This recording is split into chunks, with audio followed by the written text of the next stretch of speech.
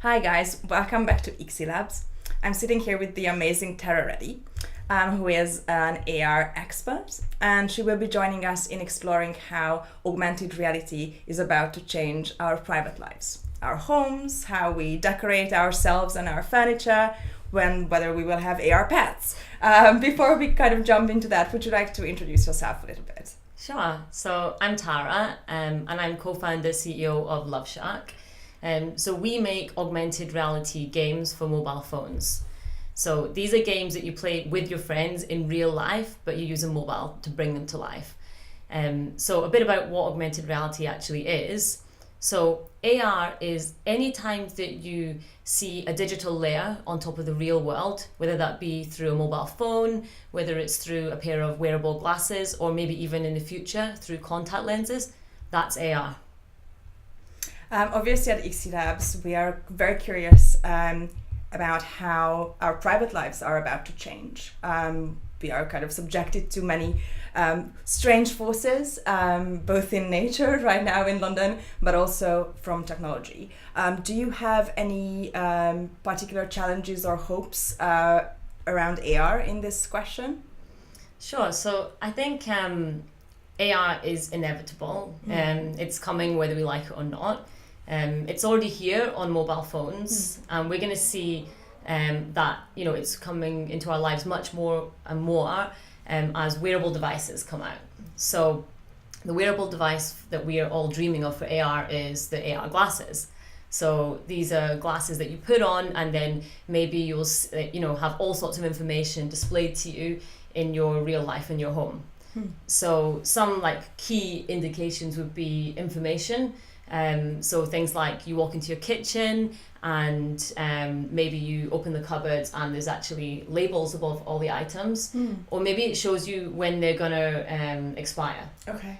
So there's that digital layer of information, and if you think about that, it could be applied to any part of the home and any part of the world. So this could be. Can we add Wikipedia so I just know what is what and where it's come from and what is the history of my table? I would love that. Basically, I mean, really, as long as the camera can understand what it sees, we can apply the right information, just like the internet. I think a lot of people, at least the ones that I have discussions with, seem to be concerned that AR is not only going to be about adding stuff, which obviously brings in its own dangers. Are we going to turn into absolute consumers? Are we going to get just hit by cars all the time because the AR games are going to happen sooner than the autonomous vehicles that actually see that we have no idea where we're going anymore? But there's also this danger of removing stuff. We know that in the current challenges of speech, either public or private, a little bit revolve around filtering and censoring and self-censorship. And I always worry, when does it become visual? When will I start removing things from my workplace or school or home that I don't like, instead of fixing it or dealing with it? Yeah, absolutely. I think there was a Black Mirror episode that actually showed just that as well. I think there's, with this level of information, or uninformation, as we could call it, it's definitely a concern. And I think there's a big obligation for tech companies to really think about what they're doing there. Right. And also for consumers to be informed. We've already seen that technology like mobile phones, it really affects our day-to-day behavior, and there can be a lot of addictions and mental health problems generated from that. And it's taken a while for consumers to catch up and to understand that actually they are in control of their own impulses, and start to be more mindful about. I think humans are humans, and we're always going to want that serotonin hit, but now it's getting to a point where even governments are stepping in, and they're actually putting schemes in place where they regulate tech companies to make sure they're being mindful about how much they step into consumers' lives. But I think at the end of the day, humans are information hungry and they want to be connected. So it's going to be up to us to moderate our use of the tech. I remember you talking about your original background, which was as a vet. And I remember I asked you a lot of questions about pets and animals and what was the most exotic animal that ever turned up in your office. But you told me this really interesting thing about vets really being about humans, that you're there for a human in a very intimate and painful moment in their lives when a beloved pet is sick and you have to help. And I'm really interested, as you're talking about entertainment and games and friends and ethical obligations, where does your this deep knowledge you have about people's intimate needs, where does that come into play in how you work? Yeah, sure. I think when people think about the veterinary profession, you tend to think that you're just treating animals all day, but every animal has a human attached, and they're the ones that are communicating. They're the ones that are making the decisions. So, and also, or tell you what happened, right? Exactly. They tell you the history, whether they tell you the truth or not. Sometimes, so at the end of the day, you're dealing with these people in situations where they're feeling often very upset, very guilty, and when people are in those situations, they tend to be more honest. It's harder to hide and put that shield up.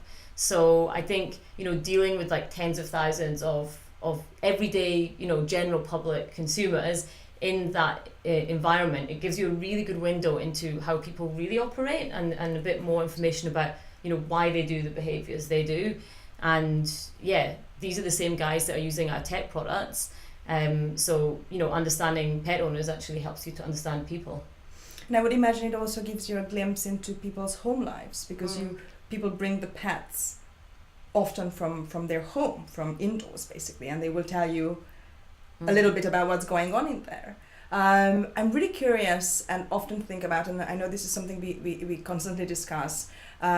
We have homes where we live, and we often use our homes as reality check.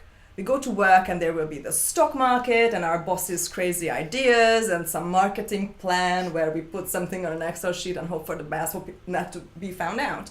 And then we go home and that's kind of real, because our photo albums from our childhood are real, and our kid is real, and our bed is real, and we go to the bathroom and then that's very real. And you kind of balance out the craziness and the kind of subjective made-upness of the outside world. But with AR and the investment that is being kind of poured into private use AR, whether it's you choosing your new IKEA sofa or something like that, will we be living in homes where instead of paintings we will have slideshows where pets will be, an AR creature that doesn't have to be taken for a walk? Will we lose this thing about the home where it's a reality check? How do you see this?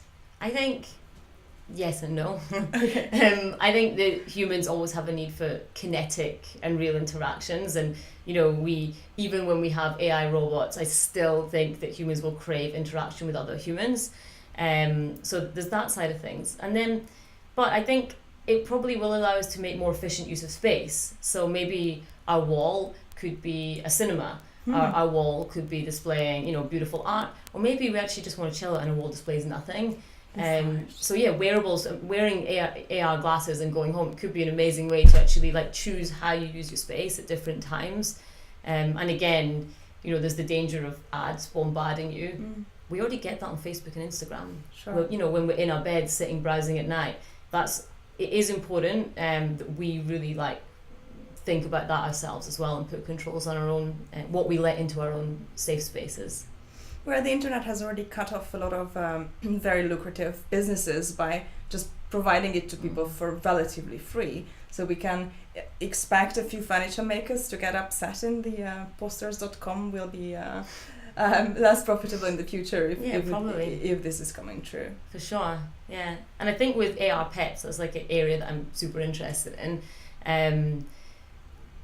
Humans crave connection, and I'm not convinced that an AR pet, a VR pet, or a robot AI pet will ever really fill that niche that your childhood dog filled. Sure. However, pets are also really good for us and our mental health, and they're not accessible to everyone. So that's true. Old people, maybe they don't want to get a dog because maybe they don't have a lot of years left in this planet. Sure. Maybe it's people with mental health, or people that just can't afford to actually look after a pet, or they don't have the right lifestyle. Imagine that they could actually have this virtual companion that's there with them, and it actually brings up their quality of life. I think that'd be an amazing indication for virtual pets. So I don't necessarily think they'll replace our furry friends, but they might complement them. Do you think we will be bringing dead pets back to life in AR form? Do you think there would be a market for that? For sure, yeah. I definitely think there will be. I think we hang on to those memories, and we can already see that how people cling to their dead relatives and friends, and usually whatever happens in human tech tends to move into pet tech as well. I always think about AR and also VR, I think, as kind of the natural extension of the Instagram experience. And I mean, if you're on Kim Kardashian's Instagram the whole day, eventually you spend hours seeing the world through her eyes, right? And when that will actually be in front of your eyes and you will be in someone else's POV, will we live in a constant state of being John Malkovich? I think for entertainment purposes, it will definitely happen, and I think it could be quite interesting and cool. And maybe you're in Kim Kardashian's mind one day, but maybe you're in Jane Goodall's another day, and you actually learn about nature and wildlife and doing good things in the world as well. I don't think that most people would choose to live in that world. Okay. I think we still have those needs for real interactions with real people. But yeah, I could definitely see it being something that is maybe used for leisure or education. Sure. How will we know that, there are all these photos flying around with people in them, where everybody's on their phone, like, oh, there's a family on holiday and all the kids are on their phone, or, a family or a couple in the restaurant and they are on their phones. How do you think, say I'm walking down the street and I'm not looking at my phone and I'm not on AR in a given moment, how will I relate to, say, 3 people passing me who are clearly tripping? Will that change our sense of our city, of our community, of where we live? I think it's super interesting. I mean, already there's like, if I walk down the street and I see someone doing all these like weird selfies and things, there's a tiny bit of judgment, with the stick. Like there's a tiny bit. I'm pass like, them by. it's not what I would choose to do, especially not in front of everyone. Take a photo of them, say like, this person is crazy. So yeah, I think there could be sort of like differences in societal norms amongst behaviors, how people use these technologies, and it could cause friction or judgment or problems with communication for sure. It's not going to be immediately obvious either, not necessarily. Well, billion questions to explore here, and we're really super looking forward to having you on board. And I can't wait to start exploring the first big question around pets and homes and reality. Thank you so much for joining us. Thanks.